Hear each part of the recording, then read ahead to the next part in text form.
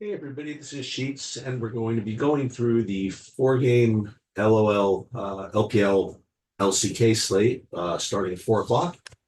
And again, as usual, we're going to build our lineups now just to show the construction. Um, and we're going to lock this. We're going to release the video just about lock. Again, I can't really say who I'm going to play, but for those of you who are sweating on State Kings, you kind of would want to see the exposures and a little bit of how I approach this. One thing I will say, I'll just say right off the bat, is that we're not playing anybody from T1. Uh, I just give up trying to figure out whether Gumayusi is going to play, whether he's going to get subbed, whether he's going to pretend he's playing and not get subbed. I'm just not interested. I happen to not like them too much anyway today. Um, so we are not going to be participating. Although I shouldn't say that. I mean, if we really get to some T1 lineups with no ADC, then sure, but I doubt that's going to happen. Okay, the other thing about this slate, it's there's a lot of possibilities. First of all, you have this WE team who I've been saying has been extraordinarily feisty for weeks, and they just keep on delivering as underdogs. Whether it be sometimes winning, but sometimes just playing it closer than people think. Then you have this non-shim team who just racks up the freaking kills. So it's going to be like an early 4 a.m. Banger. And if we play that one, we can't deal with this Paddock situation. We have to make sure that we're not going to project Paddock in for KT. Then you have this Ninja and Pajamas team, which is just a complete shit show. I mean, they created an incredible clown fiesta in their last match, where they I think they got 40 kills in their second game. I don't know if they ended up winning, but it was just a ridiculous series. And since they have not been really winning, I think that could be in the offing, just more, just off craziness nonsense games, and that could create a path for BLG to really put a big number up. So lots of ways to go. I don't think I have it in me to play Ninja in Pajamas as the underdog, but everybody else is pretty much in play. So let's just see if what we get. So let's first of all, we already put the data in the contest sims. I'll show you already. In addition to the double buff, we're playing the Triumphant Warrior, and we put our one entry into that. Just makes our creation of the sims a little bit easier.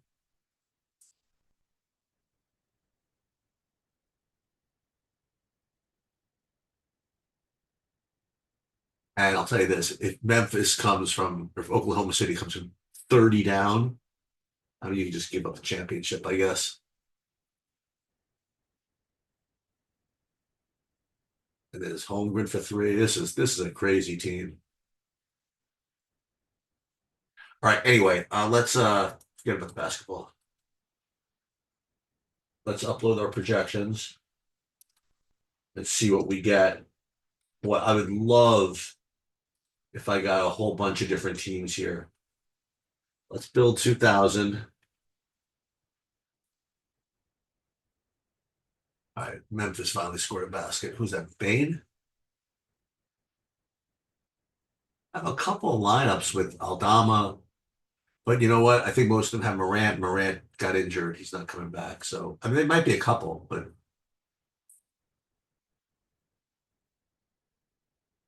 Jaren Jackson clearing the boards.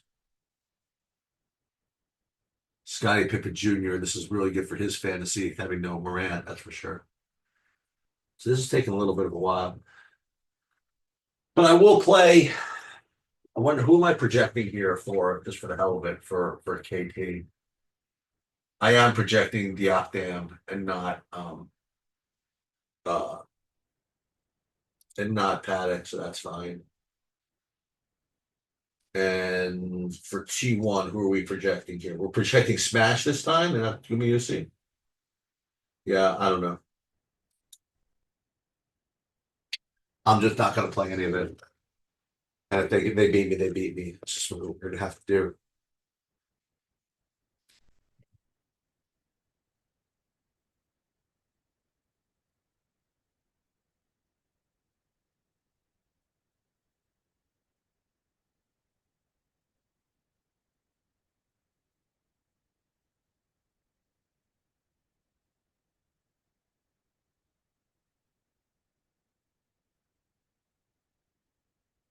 Um, so who is on? Oh, the FPX team. They've been delivering too, right? With Awesome and Sheer. This could be this could be a high scoring or a high scoring slate.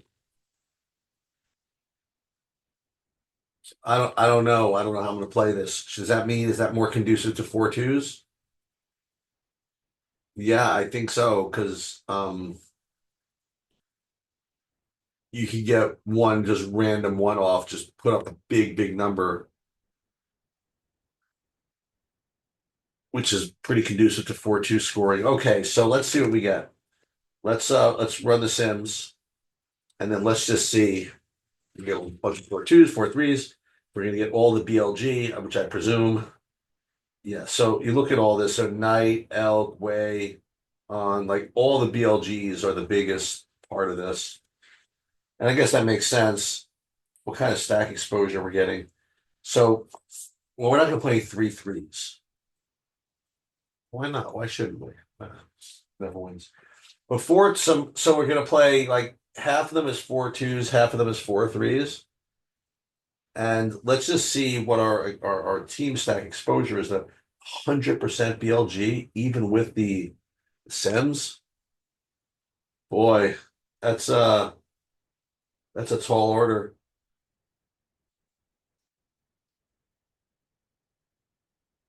Boy, this is quite the projection.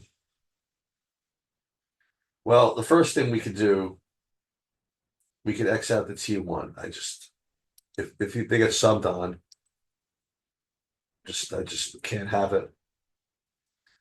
And then what if we did again min uniques more than one, with min uniques two, for example,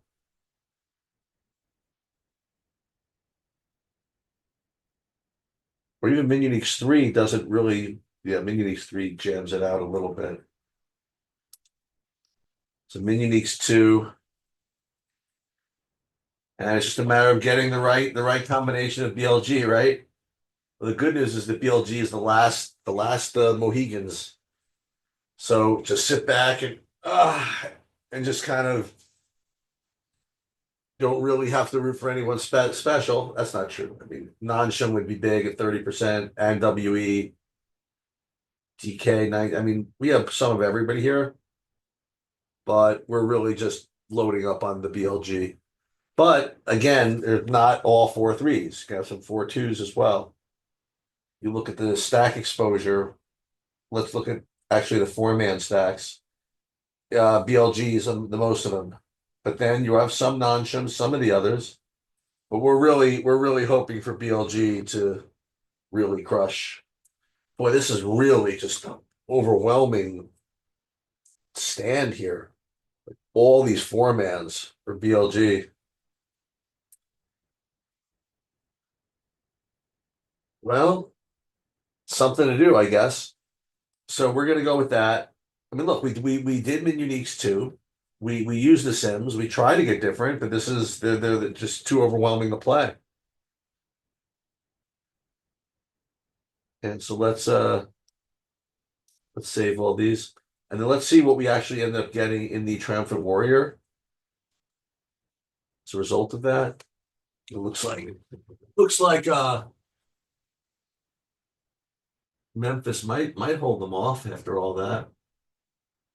So in the Triumphant Warrior, I imagine it's going to be BLG. Oh, BLG and DK. That's interesting.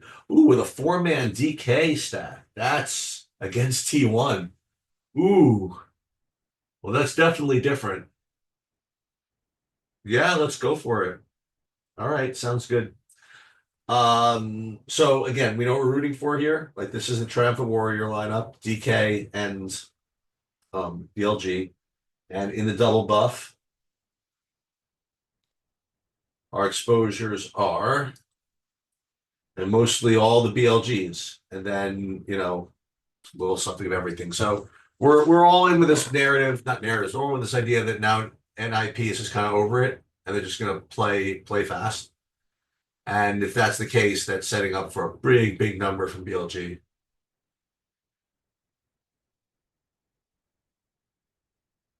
So that's what we're going to do. And that's going to do it.